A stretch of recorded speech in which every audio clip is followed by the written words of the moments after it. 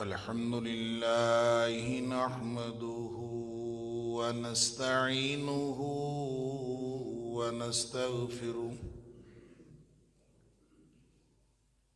ونؤمن به ونتوكل عليه ونعوذ بالله من شرور أنفسنا ومن سيئات أعمالنا من يهده الله فلا مضل له ومن يضلل فلا هادي له وأشهد أن لا إله إلا الله وحده لا شريك له وأشهد أن محمدًا عبده ورسوله صلى الله أرسله بالحق بشيرا ونذيرا بين يدي الساعة فمن يطع الله ورسوله فقد رشد واهتدى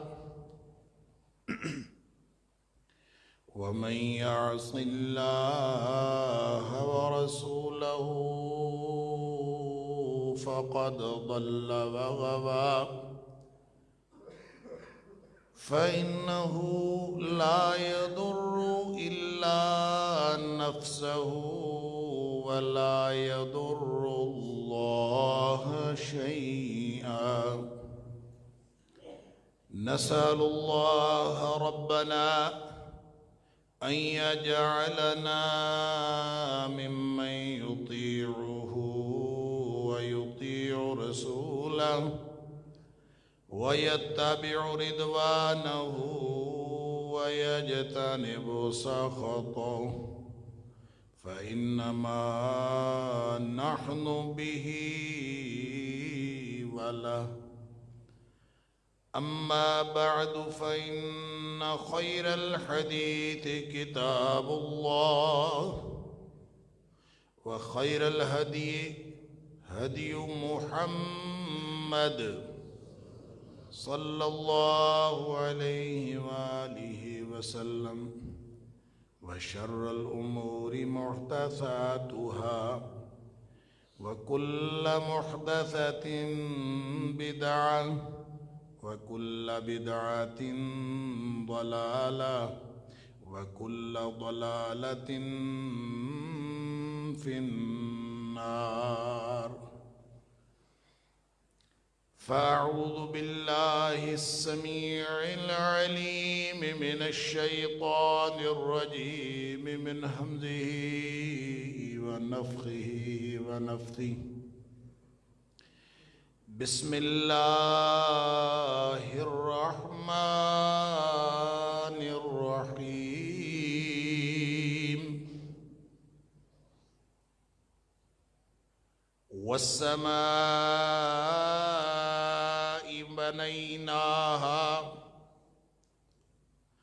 والسماء بنيناها بأيد وإنا لموسعون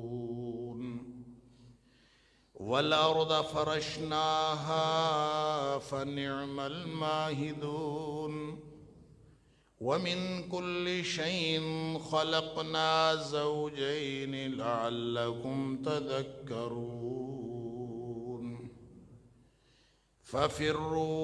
ففروا إلى الله إني لكم منه نذير مبين اور آسمان کو ہم نے اپنے ہاتھوں سے بنایا ہے اور اس کو ہم مزید وسعت دینے والے ہیں اور زمین کو بچھونا بھی ہم نے بنایا ہے، اور ہم بہت ہی اچھا بچھونا بنانے والے ہیں، اور ہر چیز کو ہم نے جوڑا جوڑا پیدا کیا تاکہ تم نصیحت حاصل کرو۔ فَفِرُّوا إِلَى اللَّهِ، بس تم سب دوڑ بھاگو اللہ کی طرف۔ انی لکم منہ نذیر مبین، بے شک میں اللہ کی طرف سے تمہارے لیے واضح طور پر ڈرانے والا ہوں، وارننگ کرنے والا، خبردار کرنے والا۔ صدق اللہ العظیم۔ اللہ کریم نے اس کائنات میں جو جوڑا جوڑا پیدا کی ہیں چیزیں، ظاہر ہے سب کچھ امتحان کے لیے پیدا کیا ہے، لیکن اس جوڑے جوڑے کا مطلب صرف مذکر اور مؤنث کا جوڑا نہیں ہے، بلکہ وہ سارے تضادات کے جوڑے جو ہمیں دنیا میں نظر آتے ہیں، وہ سارے کے سارے اللہ نے نصیحت کے لیے پیدا کیے۔ اگر دنیا میں برائی نہ ہوتی تو نیکی کا تصور حاصل کرنا مشکل ہوتا۔ اگر دنیا میں اجالا اندھیرے کے مقابلے میں پہچانا جاتا ہے تو اس کی وجہ اندھیرے کا وجود ہے۔ ہم رات اور دن کو ایک دوسرے سے الگ کرتے ہیں تو یہ جوڑا ہے تضادات کا جس سے یہ چیز پہچانی جاتی ہے۔ اسی طرح مذکر اور مؤنث کا جوڑا بھی اس میں شامل کر لیجیے۔ اعلیٰ حاضل قیاس، زمین اور آسمان ایک بلندی کا استعارہ ہے، ایک پستی کا استعارہ ہے، یہ بھی ایک جوڑا۔ تو اللہ فرماتے ہیں، ہم بھی جب لوگوں کو اسیس کرتے ہیں ہم کہتے ہیں فلاں کامیابی کا جو استعارہ ہے وہ آسمانوں کو اڑا جا رہا ہے، آسمانوں پہ چڑھا ہوا ہے۔ تو جو شخص ناکام ہو ہم کہتے ہیں زمین پہ گرا ہوا ہے۔ تو یہ جوڑے اصل میں نصیحت کے لیے ہے۔ جو آج زمین پہ ہے کل آسمان پہ ہو سکتا ہے، جو آج آسمان پہ ہے کل زمین پہ ہو سکتا ہے، جو آج اندھیرا ہے کل اجالے میں بدل سکتا ہے، جو آج اجالا ہے وہ کل اندھیرے میں بدل سکتا ہے۔ آج اگر خوشحالی ہے وہ کل تنگ دستی میں بدل سکتی ہے، آج کی تنگ دستی خوشحالی میں بدل سکتی ہے، عزتیں ذلتوں میں بدل جاتی ہیں، ذلتیں عزتوں میں بدل جاتی ہیں۔ یہ سب کچھ اللہ کے ہاتھ میں، ہر چیز اللہ کے ہاتھ۔ قل اللہم مالک الملک تؤتی الملک من تشاء وتنزع الملک ممن تشاء وتعز من تشاء وتذل من تشاء بیدک الخیر انک علی کل شیء قدیر۔ اللہ اکبر۔ اللہ تو ہی تو سارے اختیار کا مالک ہے۔ یہ کہا کرو، یہ دعا کیا کرو اللہ سے، اللہ تو ہی سارے اختیارات کا مالک ہے، جس کو چاہتا ہے اختیار دے دیتا ہے اور جس سے چاہتا ہے چھین لیتا ہے، جس کو چاہتا ہے تو عزت عطا کرتا ہے، جس کو چاہتا ہے تو ذلتوں میں گرا دیتا ہے۔ بیدک الخیر، ساری کی ساری بھلائیاں تو تیرے ہاتھ ہیں، اور انک علی کل شیء قدیر، تو ہر چیز پر ہر طرح کی قدرت رکھنے والا۔ وہ اللہ جس نے یہ ساری کائنات میں یہ تضادات بنا کے، ظاہر سی بات ہے جو برائیوں کا، گناہوں کا، ظلم کا اور ایک سیاہی کا استعارہ ہے، وہ چاہے اعمال ہوں، چاہے وہ جگہیں ہوں، چاہے وہ خطرات ہوں، چاہے وہ خدشات ہوں، چاہے وہ ماضی کے تجربات ہوں، انسان ان سے نجات حاصل کرنا چاہتا۔ کوئی شخص بھی کسی خطرے کا سامنا نہیں کرنا چاہتا۔ ہر شخص یہ چاہتا ہے کہ وہ خطرے سے نکل کر امن میں آ جائے، پریشانی سے نکل کر خوشگواری میں آ جائے۔ ہر شخص کی خواہش یہ ہوتی ہے، لہذا رات والے انتظار کرتے ہیں کہ دن چڑھے گا، سورج طلوع ہوگا، پھر اجالا ہوگا۔ اللہ، اسی انتظار میں وقت گزر جاتا ہے۔ یہ پورا جو نظام ہے یہ اللہ فرماتا ہے کہ یہ ہم نے اس لیے بنایا ہے کہ تاکہ تم نصیحت حاصل کرو، اندھیرے کو دیکھ کر بھی نصیحت حاصل کرو، اجالے کو دیکھ کر بھی نصیحت حاصل کرو، جہاں ظلم ہو رہا ہے اس کو دیکھ کر بھی نصیحت حاصل کرو، جہاں عدل کا تقاضا ملحوظ رکھا جا رہا ہے اس سے بھی نصیحت حاصل کرو۔ یہ پوری کائنات، یہ جو جوڑا ہے، اللہ فرماتا ہے من کل شیء خلقنا زوجین، ہر چیز میں پازیٹو اور نیگیٹو رکھا اللہ، ہر چیز میں منفی مثبت رکھا ہے۔ لہذا جب تم تنہائیوں میں بیٹھے ہوئے یا محفلوں میں بیٹھے ہوئے یا اپنے گھر میں بیٹھے ہوئے یا اپنے معاشرے میں اپنے آپ کو منفیت کا شکار ہوتے محسوس کرو، جب تم اپنے آپ کو خطرات میں گھرا ہوا محسوس کرو، جب تم نتائج کے اعتبار سے اپنے آپ کو کسی غلط مقام پر محسوس کرو، کسی غلط طرز عمل کا ارتکاب کرتے ہوئے محسوس کرو، جب تمہارا خیال یہ ہو، تمہیں دھیان آ جائے، تمہیں توجہ آ جائے کہ یہ اندھیرے تمہیں لے ڈوبیں گے، یہ منفی صورتحال تمہیں لے ڈوبے گی، یہ خطرات تمہیں کھا جائیں گے، یہ بلائیں تمہیں کھا جائیں گی، جب یہ تمہیں پریشانیاں ہوں تو پھر کیا کرو؟ فَفِرُّوا إِلَى اللَّهِ۔ جہاں سے انسان کو خطرہ ہوتا ہے انسان بھاگتا ہے۔ تو بھاگنا کہاں ہے؟ دنیا کائنات میں کوئی جائے پناہ ہے؟ بس ایک ہی ہے، فَفِرُّوا إِلَى اللَّهِ۔ اگر سمجھ آ گئی ہے، اگر نصیحت آ گئی ہے، لعلکم تذکرون ہے، وَمِن كُلِّ شَيْءٍ خَلَقْنَا زَوْجَيْن، ہم نے یہ سارا منفی مثبت پر مبنی پورا نظام کائنات بنا دیا۔ اگر سمجھ آ گئی ہے اور خطرہ محسوس کر لیا ہے تو جس چیز سے انسان خطرہ محسوس کرتا ہے آدمی اس سے بھاگتا ہے۔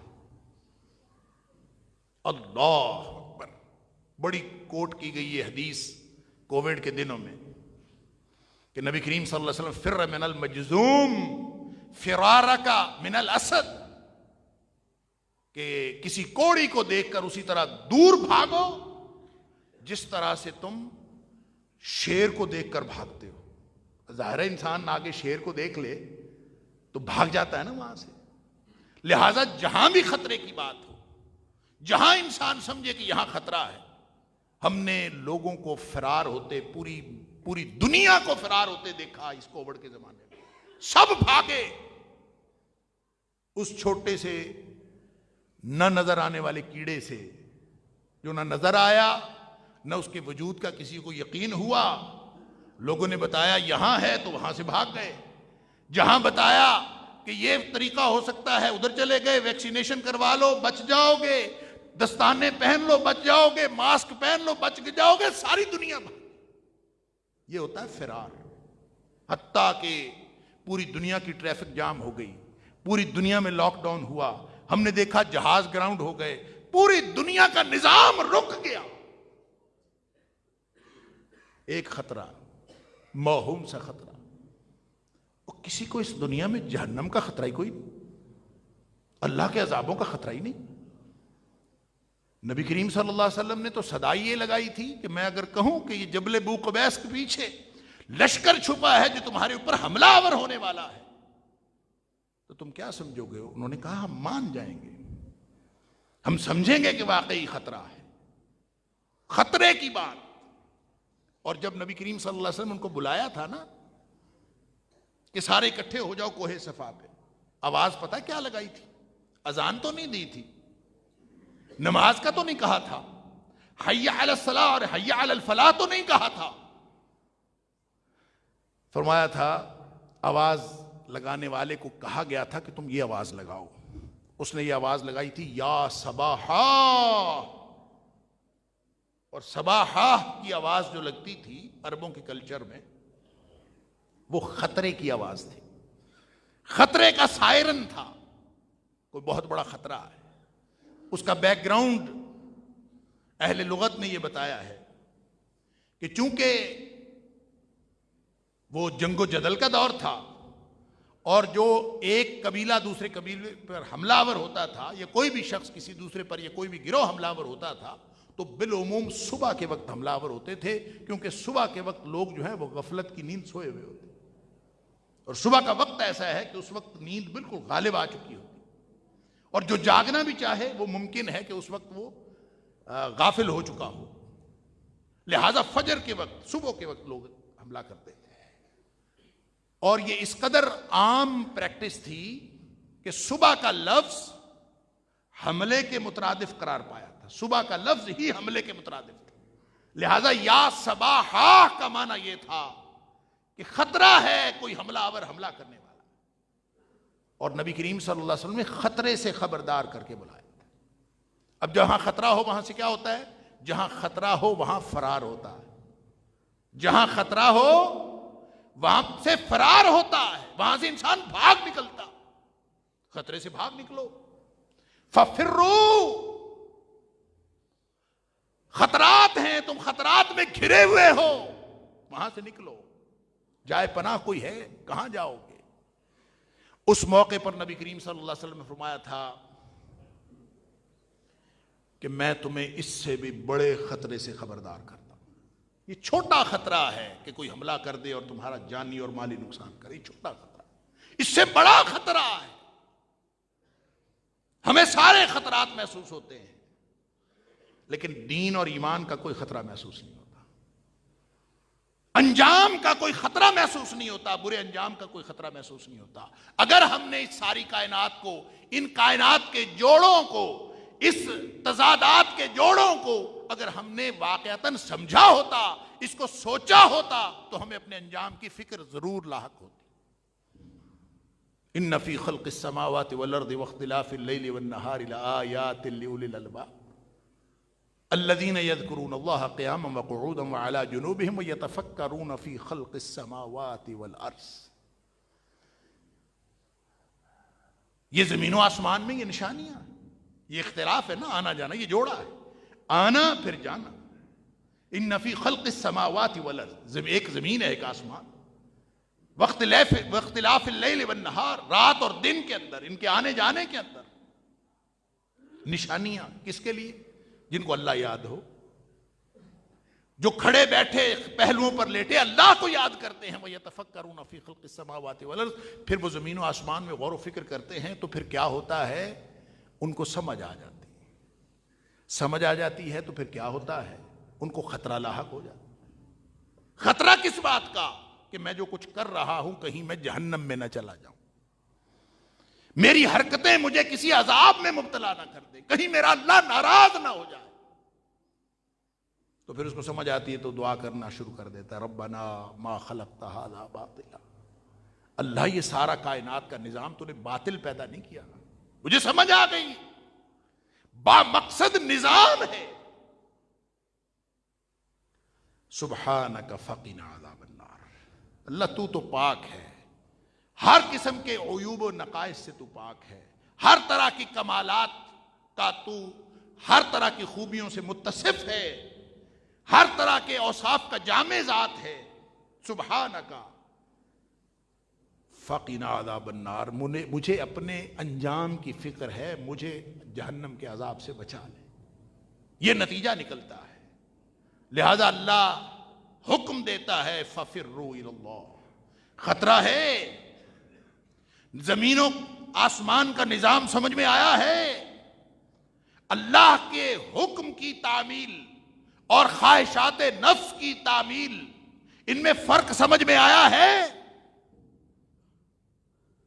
اگر کائنات میں کوئی خطرہ، کوئی عقیدہ درست ہوا ہے، اگر کوئی فکر لاحق ہوئی ہے، تو فرمایا انی لکم منہ نذیر مبین، مجھے اللہ نے ڈرانے کے لیے تو بھیجا ہے، ڈر جاؤ، اور اگر ڈر گئے ہو تو پھر بھاگو۔ کس چیز سے بھاگو؟ ہر اس چیز سے بھاگو جس سے خطرہ، اور جب اس سے بھاگتا ہے تو انسان کسی ڈائمنشن میں بھاگتا ہے، کہاں بھاگتا ہے؟ ویسے تو جب جو خطرہ ہوتا ہے نا، تو خطرے میں آدمی صرف بھاگتا ہے، یہ نہیں دیکھتا کدھر کو بھاگ رہا۔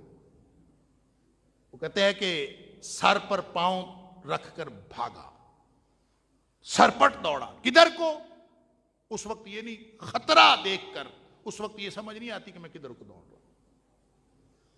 ہاں، پہلے سے اگر سوچا ہوا ہو تو خطرات میں حفاظت کرنے والی ذات کون سی ہے، اگر پہلے سے عقیدہ کلیئر ہو کہ پریشانیوں سے نجات دینے والی کون ذات ہے، وہ خطرہ ذاتی ہو، وہ خطرہ انفرادی ہو، وہ خطرہ تنہائیوں میں ہو، وہ خطرہ محفل میں ہو، وہ خطرہ معاشروں کا ہو، وہ خطرہ عدالتوں کا ہو، وہ خطرہ حکومتوں کا ہو، وہ خطرہ اقلیتوں کو ہو، وہ خطرہ کسی کو بھی ہو، جانا کدھر ہے، رستہ کون سا ہے؟ رستہ ایک ہی ہے، ففروا الی اللہ، بھاگ کے کہیں اور نہیں جانا۔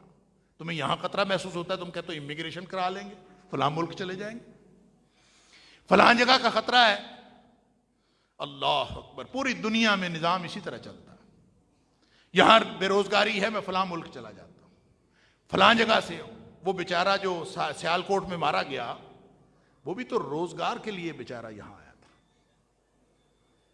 اور یہاں آ کے اس کو کیا درپیش ہوا، اللہ اکبر۔ اور اب تو یوں لگتا ہے کہ پہلے تو لبرلزم سے ڈر لگتا تھا، پہلے تو بے دینی سے ڈر لگتا تھا، اب دینداروں کی جنونیت سے بھی ڈر لگنا شروع ہو جاتا۔ یہ جو جنونی مذہبیت ہے یہ بھی خطرہ ہے، کدھر جائے خداوندہ تیرے سادہ دل بندے کدھر جائیں؟ یہ سلطانی بھی عیاری ہے، درویشی بھی عیاری، کدھر جائیں؟ اگر دنیا داروں کی طرف جائیں تو وہاں تو سرے سے کوئی قدر ہے ہی نہیں، وہاں کوئی اقدار موجود ہی نہیں، اور اگر دینداروں کی طرف آئیں تو جوش ہے، جنون ہے، جذبہ ہے، اور وہ فکر جو اللہ اور اس کے رسول صلی اللہ علیہ وسلم نے دی تھی اس کے بغیر جنون اور جذبہ ہے، الا ماشاء اللہ، انا للہ و انا الیہ راجعون۔ ہم نے کبھی کسی کی بات سنی نہیں، اللہ کرے اس واقعے کے بعد ہم اللہ کی طرف آ جائیں واپس۔ فَفِرُّوا إِلَى اللَّهِ إِنِّي لَكُم مِّنْهُ نَذِيرٌ مُّبِينٌ۔ اللہ نے تو اپنے نبی کریم صلی اللہ علیہ وسلم سے کہلوا دیا کہ میں خطرے سے خبردار کر رہا ہوں، خطرات سے بچ جاؤ۔ وہ ساری دنیا میں، یہ پوری دنیا، وَمِن كُلِّ شَيْءٍ خَلَقْنَا زَوْجَيْنِ، اچھے برے ہر جگہ ہوتے ہیں۔ جن لوگوں کو تم سمجھتے ہو وہ بالکل برے ہیں، ان میں بھی بہت سارے اچھے ہیں، جن کو تم اچھے سمجھتے ہو ان میں بھی بہت سارے برے ہیں۔ وَمِن كُلِّ شَيْءٍ خَلَقْنَا زَوْجَيْنِ، یہ جوڑا، تضاد کا جوڑا، منفی اور مثبت کا جوڑا آپ کو ہر جگہ ملے گا۔ لہٰذا کبھی بروں کو مکمل برا نہ سمجھو اور اچھوں کو مکمل اچھا نہ سمجھو، یہ دنیا ہے، ہر چیز وہاں پہ موجود ہے، لیکن کم کرنے والا کام کیا ہے؟ فَفِرُّوا إِلَى اللَّهِ، کدھر جاؤ گے؟ اللہ کی طرف بھاگنے کا، اللہ کی طرف دوڑو، جلدی کرو، بھاگو۔ کیوں کہ اگر آپ اب بھی نہ اللہ کی طرف آئے تو خطرہ بہت ہے۔ ہم نے ساری زندگی لوگوں کو خود سکھایا۔ یہ جو واقعہ ہوا ہے، سارے مسلمان کنفیوز ہیں، وہ جو غیر مسلم ہیں انہوں نے تو کنفیوز ہونا ہی ہونا ہے کہ مسلمانوں کے ہاتھوں مارے گئے، مذہبی لوگوں کے ہاتھوں، مذہب کے نام پر مارے گئے، انہوں نے تو پریشان ہونا ہی ہونا۔ ہم خود پریشان ہیں، ناموس رسالت کا تحفظ کریں تو مارے گئے، نہ کریں تو مارے گئے، جائیں کدھر؟ یہ کس نے سکھایا ہمیں ناموس رسالت کے تحفظ کا یہ طریقہ؟ کئی سالوں سے، کئی دہائیوں سے ہم نے خود تربیت کی ہے ان لوگوں کی۔ میں ذمہ دار ہوں، ہم ذمہ دار ہیں، مذہب کی طبقہ ذمہ دار ہے، مولوی ذمہ دار ہیں، علماء ذمہ دار ہیں، جنہوں نے ایک دہائیوں تک ایک ہی بیانیہ بار بار۔ ہم نے غازی علم دین شہید کے واقعات نہیں سنائے لوگوں کو؟ ہم علامہ اقبال کا یہ فکرہ بار بار نہیں کوٹ کرتے کہ ترکھانوں کا لڑکا بازی لے گیا، ہم دیکھتے رہ گئے؟ ہم نے لوگوں کو نہیں سکھایا، ہم نے خود تو سکھایا، ہم نے خود لوگوں کو یہ مذہبیت سکھائی، یہ بیانیہ ہم نے خود دیا ہے لوگوں کو۔ نماز پڑھو نہ پڑھو، نبی کریم صلی اللہ علیہ وسلم جیسا چہرہ بناؤ نہ بناؤ، کسی سنت پر عمل کرو نہ کرو، ساری زندگی طہارت اور پاکیزگی کا خیال رکھو نہ رکھو، اس کو من سب نبی فاقتلوہ کی ایک حدیث ضرور یاد ہے، جس کی سند بھی ضعیف ہے بلکہ موضوع ہے، وہ ضرور یاد ہے کہ جو نبی کریم صلی اللہ علیہ وسلم کو برا بھلا کہے اس کو قتل کر دو، یہ ضرور یاد ہے، باقی ساری چیزیں ادھر ادھر۔ یہاں جمعہ پڑھاتے ہوئے 5-4 سال پرانی بات ہے، میں نے پہلے بھی ایک دفعہ ذکر کیا تھا، اس وقت میرے خیال ہالینڈ میں کسی نے خاکے بنائے تھے، اور اس ضمن میں یہ بات ہوئی تھی کہ جو خاکے بنائے جو نبی کریم صلی اللہ علیہ وسلم کی توہین کرے، پوری تاریخ اسلامی میں کسی مکتب فکر کا کوئی اختلاف نہیں ہے کہ اس کی سزا قتل ہے۔ نبی کریم صلی اللہ علیہ وسلم کی توہین کی سزا قتل ہے، اس پر کسی کا کوئی اختلاف نہیں۔ تو آخری جمعے میں نے اس کو کنکلوڈ کرتے ہوئے کہا کہ لیکن یہ سزا دینا ریاست کا اختیار ہے، یہ کسی فرد کا یا کسی انفرادی گروپ کا اختیار نہیں ہے کسی کو سزا دینا۔ میں نے یہ بات یہاں جمعے میں کہی، اور جمعے کے بعد یہاں ایک میرے محترم نمازی تشریف لائے میرے پاس، نماز کے بعد میں ادھر ہی بیٹھا تھا، اور وہ آنسوؤں سے رو رہے تھے، لٹرلی آنسوؤں سے رو رہے تھے۔ اب ظاہر ہے آنسوؤں سے بندہ ایسے نہیں روتا، ڈرامہ نہیں کرتا بندہ، گویا اندر سے جذبات سے رو رہا تھا۔ اور اس نے مجھے کہا یہ تم نے کیا بات کہہ دی کہ نبی کریم صلی اللہ علیہ وسلم کا گستاخ میں اپنے سامنے دیکھوں اور میں اس کو قتل نہ کروں؟ میں نے کہا ہاں بالکل نہ کریں، آپ کا کوئی اختیار نہیں ہے کہ آپ اس کو قتل کریں۔ اس نے کہا اتنی بری بات آپ نے کہی، اتنی غلط بات کہی، میرا تو آپ کے پیچھے نماز نہیں ہوتی، میں نماز کسی اور مسجد میں پڑھ کے آیا ہوں، تمہارے پیچھے میں نے نماز نہیں پڑھی، یہ یہاں کا واقعہ ہے۔ لہذا یہاں گورنر قتل ہوا، پوری قوم کا بیانیہ یہ تھا کہ ٹھیک ہوا ہے۔ میں اگلے دن کلاس میں گیا، میں نے کلاس والوں سے پوچھا، اسٹوڈنٹ سے، ایم اے کی کلاس، ایم اے اسلامک اسٹڈیز، میں نے پوچھا کیوں بھی ٹھیک ہوا ہے؟ کہتے جی ٹھیک ہوا۔ میں نے کہا کیوں ٹھیک ہوا؟ کہتے جی سزائے موت ہے، جو گستاخی کرے اس کی سزا موت ہے۔ میں نے کہا بالکل ٹھیک۔ یہ بتائیں کہ کبھی چور دیکھا؟ میں نے اسٹوڈنٹ سے پوچھا کبھی چور دیکھا؟ ان کو میرا سوال سمجھ نہیں آیا، لیکن میں نے کہا بتائے تو صحیح، کبھی زندگی میں چور دیکھا کسی نے؟ تو 2-3-4 لوگوں نے ہاتھ کھڑے کیے، ہم نے دیکھا ہے۔ میں نے کہا جب چور دیکھا تھا تو اس وقت گھر میں کوئی کلہاڑی چھری موجود تھی؟ اور اگر گھر میں کلہاڑی بھی موجود تھی اور چور بھی دیکھا تو تم نے اس کا ہاتھ کیوں نہیں کاٹا؟ قیامت والے دن اللہ کو کیا جواب دو گے؟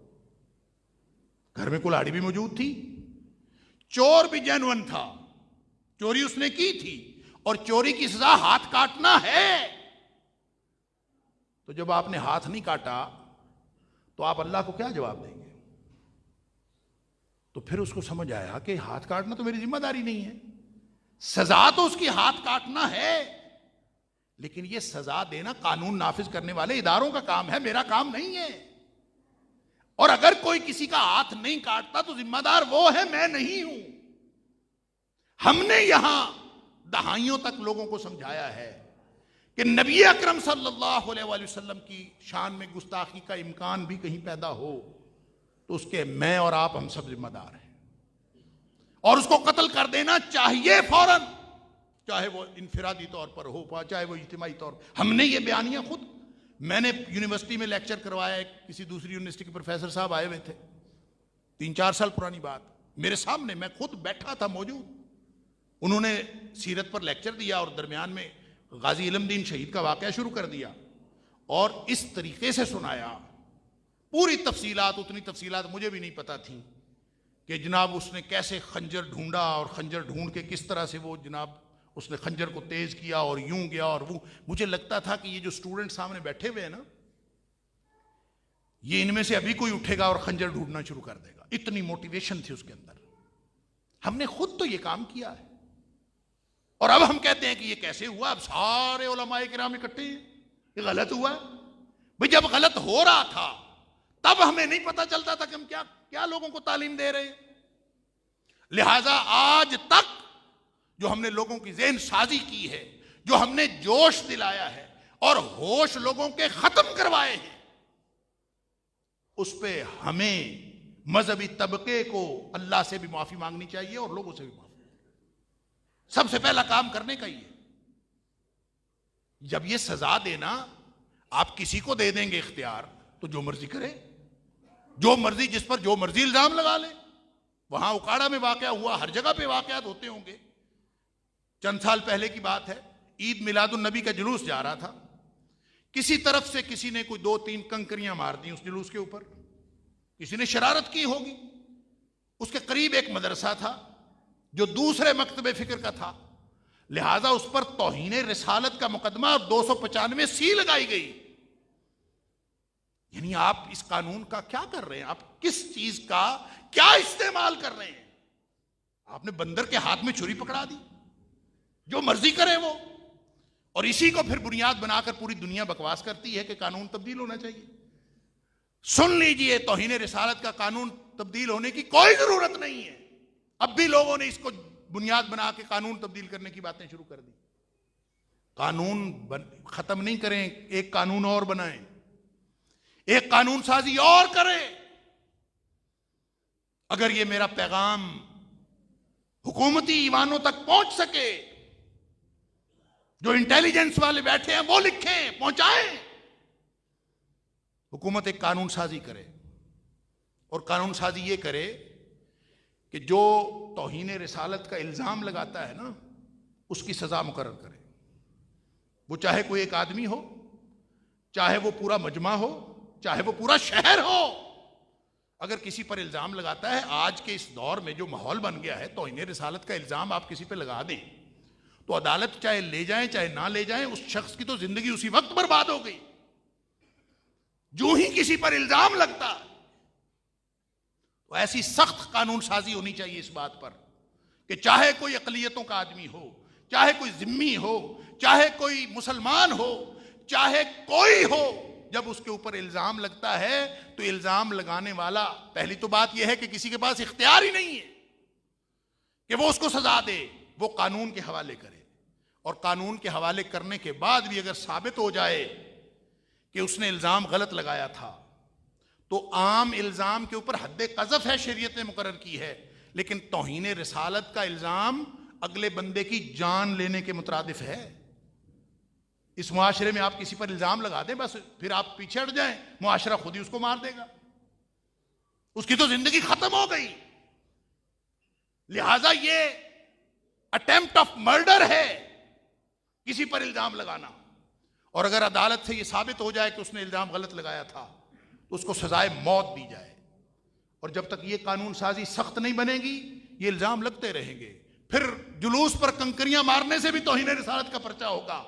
قانون غلط نہیں ہوتا، قانون کی امپلیمنٹیشن غلط ہوتی ہے۔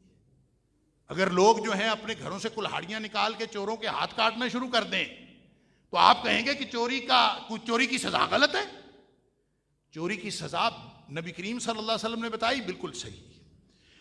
توہین رسالت کی سزا موت ہے، بالکل صحیح ہے، لیکن یہ سزائیں امپلیمنٹ کرنا کسی معاشرے کا کام نہیں، یہ عدالتوں کا کام ہے، ریاست کا کام ہے، اس کے بغیر کوئی نہیں کر سکتا۔ ہمیں یہ مسئلہ کرتے وقت اگر آج سے پہلے کسی نے کبھی یہ بات کی ہو تو لوگوں نے اس کو برا کہا ہے۔ مجھے خود یہاں کہا گیا، میں عرض کر رہا ہوں، مجھے یہاں کہا گیا کہ تم نے اتنی غلط بات کر دی کہ نبی کریم صلی اللہ علیہ وسلم کی گستاخی کا مجرم ہو اور میں اس کو قتل نہیں کر سکتا۔ بھئی ہاں، نہیں کر سکتے، کسی کے پاس کوئی اختیار نہیں ہے۔ جب آپ یہ اختیار دو گے تو پھر تو کام ہی سادہ سا ہے، جس پر مرضی الزام لگاؤ، وہی مخبر، وہی منصف، وہی کیا ہے، وہی قاتل، وہی مخبر، وہی منصف ٹھہرا۔ اقربا میرے کریں خون کا دعویٰ کس پر؟ خود ہی الزام لگاؤ، خود ہی سزا امپلیمنٹ کر دو، اور مار کے، اور پھر یہ نہیں دیکھا، وہ پتا چلا ہے کہ وہ بیچارہ منتیں کرتا رہا ہے کہ یار میں مسلمان ہو جاتا ہوں، مجھے چھوڑ دے۔ انا للہ و انا الیہ۔ کیا ہم نے اسلام کا چہرہ پوری دنیا کو دکھایا؟ نبی کریم صلی اللہ علیہ وسلم نے فرمایا، سن لو، جنہوں نے عشق رسول کے نام پر یہ ڈھونگ رچایا ہے، صحیح حدیث ہے ابو داؤد شریف کی، نبی کریم صلی اللہ علیہ وسلم نے فرمایا، جس نے کسی معاہد کے اوپر، الا من ظلم معاہدا، کسی نے معاہد کے اوپر، جو شخص ذمی ہے، آپ کے پاس رہتا ہے، آپ کے ملک کو ٹیکس دیتا ہے، آپ کے قانون کی پابندی کرتا ہے، وہ رہتا ہے، اگر کسی نے اس کو کوئی ظلم کیا، نبی کریم صلی اللہ علیہ وسلم نے الا کہہ کے خبردار ہو کے سنو، من ظلم معاہدا، کسی نے اگر کسی بھی ذمے پر کوئی ظلم کیا، اللہ اکبر، او انتقصہ،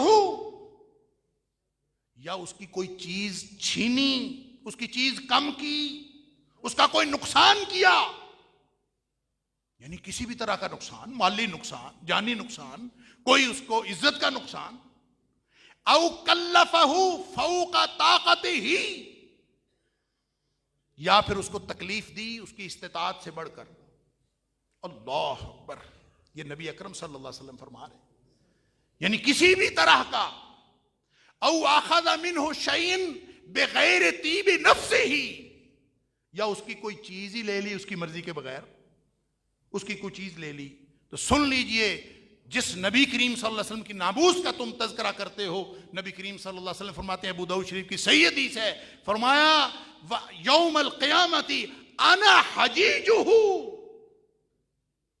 فرمایا اس کی طرف سے وکیل میں ہوں گا، نبی کریم صلی اللہ علیہ وسلم انا حجیجہ یوم القیامہ، قیامت والے دن اس کی طرف سے جھگڑا کرنے والا میں ہوں گا۔ اس نبی کی بات کرتے ہو، اس نبی اکرم صلی اللہ علیہ وسلم کی ناموس کی بات کرتے ہو۔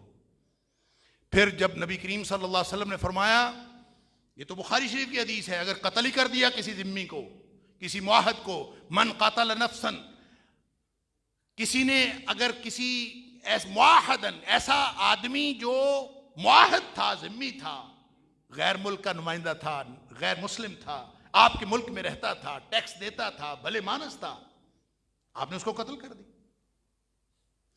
نبی کریم صلی اللہ علیہ وسلم لم یرح رائحۃ الجنہ، وہ شخص جنت کی خوشبو بھی نہیں پائے گا، جنت کی خوشبو بھی نہیں پائے گا، حالانکہ اس کی وَإِنَّ رِيحَهَا يُوجَدُ مِن مَسِيرَةِ 40 عَامًا، بخاری شریف کی حدیث ہے، نبی کریم صلی اللہ علیہ وسلم فرماتے ہیں کہ جو جنت کی خوشبو ہے وہ 40 سال کی مسافت سے آتی ہے، اور جس نے معاہد کو قتل کیا وہ جنت کی خوشبو بھی نہیں پائے گا۔ انا للہ و انا الیہ راجعون۔ لہذا میری گزارش یہ ہے کہ یہ ایک واقعہ ہوا ہے، اس نے ہمیں ایک اور خطرے سے خبردار کیا ہے۔ ہم خطرات کی زندگی گزار رہے ہیں، خطرات سے گھری ہوئی یہ دنیا، پہلے بھی تقاضا یہی تھا، ففروا الی اللہ، ہر طرف سے منہ موڑو، بھاگو، یہ دنیا بڑی خطرناک ہے۔ کس طرف بھاگو؟ اللہ کی طرف۔ اور اللہ کی طرف بھاگنا کیا ہے؟ اللہ کی طرف بھاگنا یہ ہے کہ اللہ کے بن جاؤ، آج طے کر لو کہ اللہ ہم تیرے ہیں۔ ذرا سمجھے تو صحیح، ہم نے کیوں مارنا ہے کسی کو، کسی کے ساتھ کیا کرنا ہے؟ اس لیے کرنا ہے کہ میرا اللہ راضی ہو جائے اور میں اللہ کی ناراضگی سے بچ جاؤں، یہ موٹیو ہونا چاہیے۔ ہر نیکی کے بارے میں یہ سوچیں کہ میرا اللہ راضی ہو جائے اور میں اللہ کی ناراضگی سے بچ جاؤں۔ اگر یہ مقصد ہے تو پھر طریقہ نبی کریم صلی اللہ علیہ وسلم کا سامنے رکھنا پڑے گا، اپنا غصہ نہیں۔ کافر یہاں آئے، کوئی مسجد کی توہین کر دے، یہاں پیشاب کر دے قالین کے اوپر، بتائیں ذرا ہمارا غصہ کتنا ہوگا؟ جتنے مرضی نیک ہیں، جتنے مرضی تحمل والے ہیں، ہم تو کوئی کسی کافر کو مسجد میں گھسنے ہی نہیں دیتے، گھس گیا، گھس کے پیشاب کر دیا۔ یاد ہے نا واقعہ نبی کریم صلی اللہ علیہ وسلم؟ ہم میں سے جو بہت نیک ہوگا نا، وہ کہے گا اس کو کچھ نہ کہو، پیچھے ہٹ جاؤ، لیکن اس کو کہے گا یہ جو گندا کیا ہے نا، دھو کے جاؤ یہاں سے، کم از کم تو یہ کرے گا نا۔ سبحان اللہ، نبی اکرم صلی اللہ علیہ وسلم پر قربان جائیے، آپ نے اس کو کچھ نہیں کہا، صحابہ سے کہا جاؤ پانی کا لوٹا لے کے آؤ، صحابہ پانی لے کے آئے، نبی کریم صلی اللہ علیہ وسلم نے پانی بہایا اس کے اوپر، اس کو نہیں کہا۔ یعنی ہم کس نبی کی بات کرتے ہیں؟ تو جو کچھ آج تک ہم نے سکھایا ہے اس کو ڈس اون کرنا پڑے گا، معافی مانگنی پڑے گی۔ لوگوں کو سکھائیں کہ نبی کریم صلی اللہ علیہ وسلم نے کتنا تحمل، کتنی برداشت سکھائی ہے، نبی کریم صلی اللہ علیہ وسلم نے ان معاملات میں ان کو کتنی نزاکت کے ساتھ نبی کریم صلی اللہ علیہ وسلم نے ہینڈل کیا ہے۔ اللہ تعالیٰ مجھے اور آپ کو صحیح معنوں میں نبی کریم صلی اللہ علیہ وسلم کو امتی بننے کی توفیق عطا فرمائے۔ اور آج بھی موقع ہے کہ ہم سب اللہ اور اس کے رسول صلی اللہ علیہ وسلم کے احکام کے نیچے پناہ لے لیں۔ فَفِرُّوا إِلَى اللَّهِ إِنِّي لَكُم مِّنْهُ نَذِيرٌ مُّبِينٌ۔ نبی کریم صلی اللہ علیہ وسلم اللہ کی طرف سے خبردار کرنے والے ہمیں خبردار کر گئے۔ آج اگر ان خطرات سے ہم بچ جائیں گے تو موقع ہے کہ واپس ہم اللہ کی طرف آ جائیں اور اللہ کا قرب حاصل کر لیں۔ اللہ تعالیٰ مجھے اور آپ کو توفیق عطا فرمائے۔ وآخر دعوانا الحمدللہ۔